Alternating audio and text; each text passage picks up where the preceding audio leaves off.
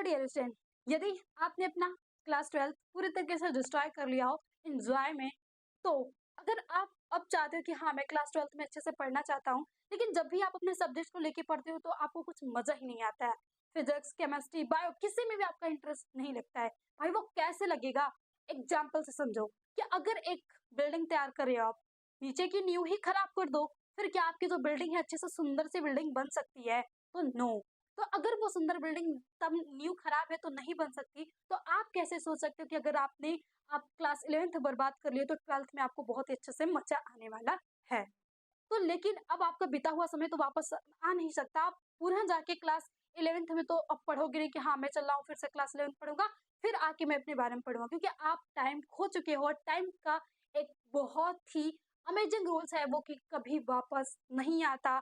आप अगर टाइम को डिस्ट्रॉय कर दिए तो वो डिस्ट्रॉय ही हो गया, वो कभी भी वापस नहीं आएगा। तो अगर आप चाहते हो कि मेरा क्लास 12th बहुत ही अच्छे से क्लियर हो और अच्छे से हम बोर्ड में नंबर ला सकें, खुद को और अपने टीचर्स को, अपने पेरेंट्स को प्राउड फील करवा सके, और आगे हम 12th के बाद जस्ट किसी भी नीट जेईई की प्रिपरेशन कर अच्छे स्कोर हम किसी कॉलेज में सिलेक्शन ले सके, तो प्लीज आप रुको थोड़ा सा और इस पूरे वीडियो को देख के जाना, क्योंकि बहुत ही हेल्पफुल होने वाली है। कि अगर आपने क्लास 11th बर्बाद कर दिया है तो आखिर क्या चीजें हैं क्लास 11th की, अगर आप एक महीने या 15 डेज भी दे दो तो वो आपका जो क्लास 11th के 365 डेज है वो आपके आ सके। आपका टाइम तो वो नहीं आ सकेगा, लेकिन हाँ आप 30 या 15 डेज में आप उन 365 डे को अचीव कर सकते हो। तो वो कैसे?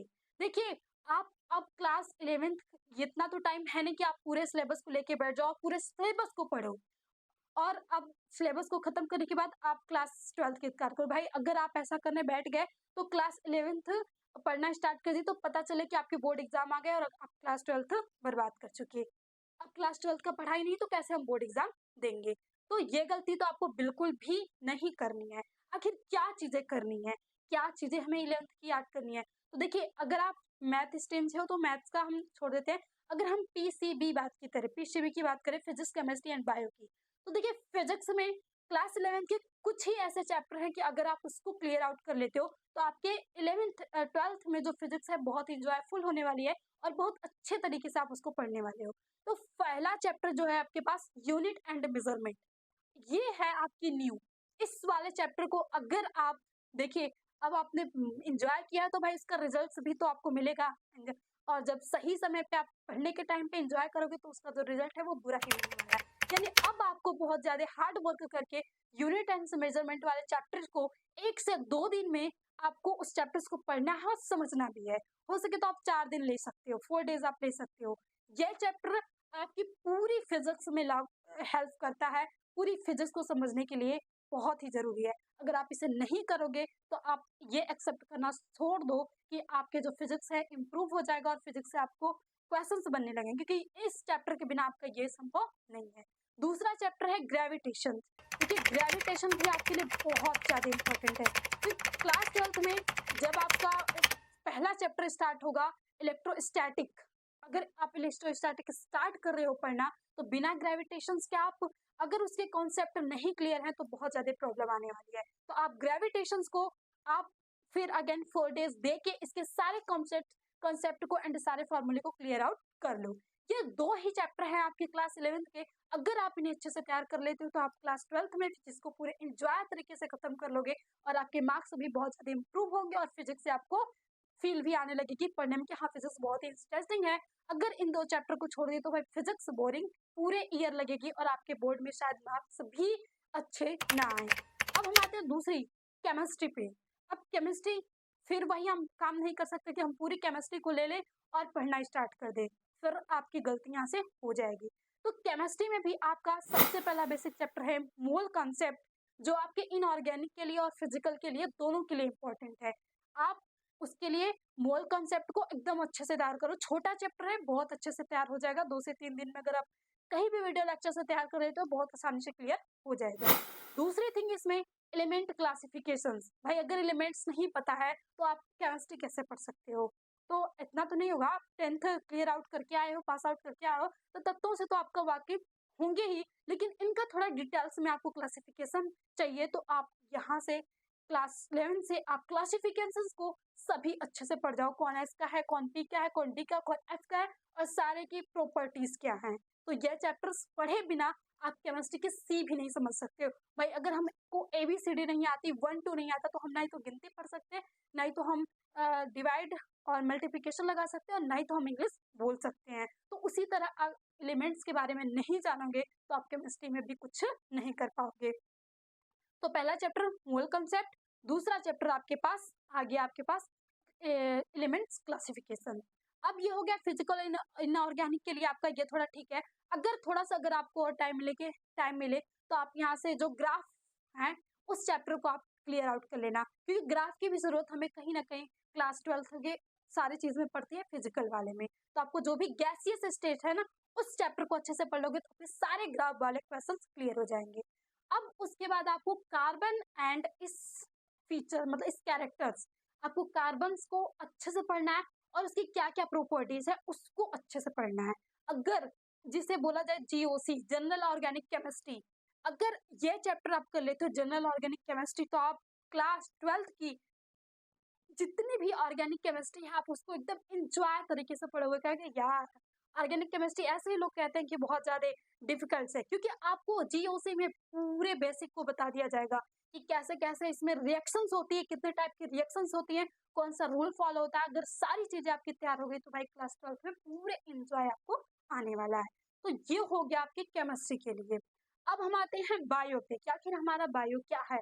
और बायो अगर आप चाहते हो क्लास 12 के बाद डॉक्टर्स के स्ट्रीम में जाना तो भाई बायो से तो आपको एकदम अच्छे से रिलेशन बना के चलना पड़ेगा, क्योंकि इससे रिलेशन बिगड़ा तो आपके जो ड्रीम्स सोते सोते देखते हो कि वो व्हाइट कोट और वो आगे डॉक्टर्स का चलना, पीछे ना ऐसे लोगों का चलना, फिर एक अच्छी दृष्टि से लोगों को देखना, एक रिस्पेक्टेड फुल दृष्टि अचीव करना, तो आप बायो से रिलेशन अच्छा रखना पड़ेगा। तो यानी आपको क्लास 11th के कौन कौन से चैप्टर हैं। पहला तो भाई एक छोटा सा चैप्टर है लिविंग वर्ल्ड, इसको अच्छे से तैयार कर लो। दूसरा आपका क्लासिफिकेशन है बायोलॉजिकल क्लासिफिकेशन, उसमें प्लांट किंगडम और एनिमल किंगडम आपको अच्छे से तैयार होना चाहिए।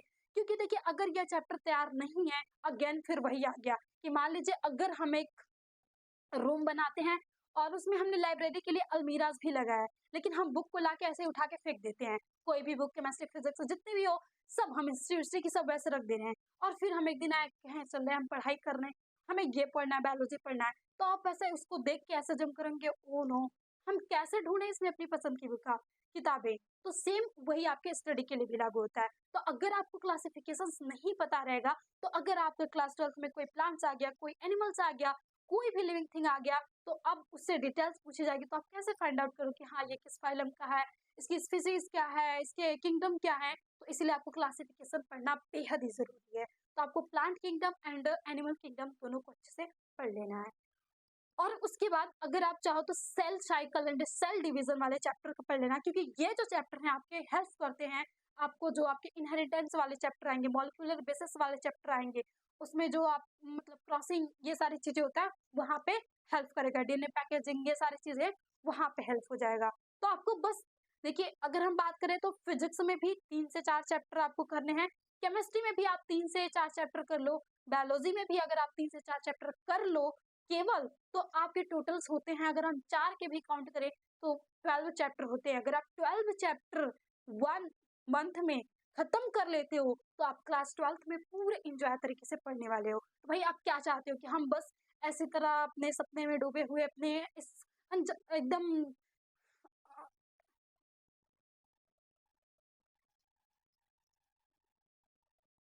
तो आप क्या चाहते हो कि आपका जो क्लास 12 हो पूरा कंफ्यूजिंग जाए। तो ऐसा बिल्कुल भी नहीं है, क्योंकि आप चाहते हो नहीं कि हमारा क्लास 12 कंफ्यूजिंग जाए। तो अगर ये चाहते हो कि कंफ्यूजिंग ना हो तो आप इन 12 चैप्टर्स को PCB यानी फिजिक्स केमिस्ट्री बायो के इन सारे 12 चैप्टर को अगर आप अच्छे से कर लेते हो तो आपका क्लास 12 बिल्कुल भी कंफ्यूजिंग नहीं होगा, बल्कि बेहद इंटरेस्टिंग हो जाएगा।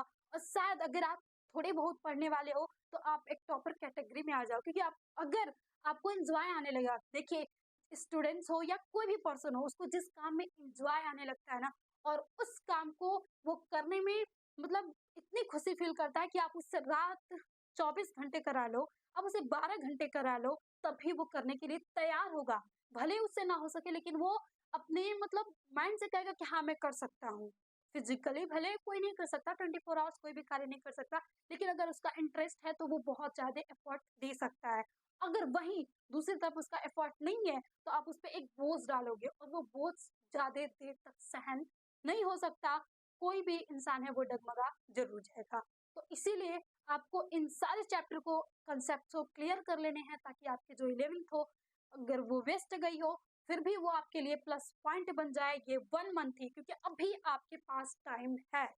अभी आपके पास टाइम है, क्योंकि अभी आपके 1 ईयर है, बात कर लो लगभग आपके बोर्ड एग्जाम्स के और आपके अदर एग्जाम्स के। तो अभी 1 महीने दे के अगर आप इन सभी चैप्टर को, कंसेप्ट को क्लियर कर लेते हो, तो बाकी के आपके जो 10th और 11th मंथ होंगे बहुत ही अच्छे तरीके से जाएँगे और बहुत ही आपको स्कोरिंग, आपकी जो अगर टेस्ट दोगे तो उसमें स्कोर भी अच्छे आएँगे, तो आपकी जो कॉन्फिडेंस है उसका बिल्डअप होते चला जाएगा। तो कॉन्फिडेंस रहना बेहद ही ज़रूरी है किसी भी सक्सेस ये को तय करने के लिए। तो आई होप आप लोग को ये वीडियो बहुत ही अच्छी लगी हो और बहुत ही हेल्पफुल की हो।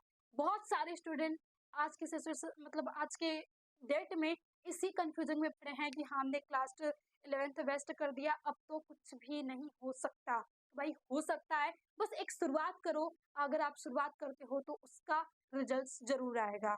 बस आप एक स्टार्टिंग तो करो, फिर उसके बाद तो आपकी जर्नी खुद ब खुद तय होती चली जाएगी।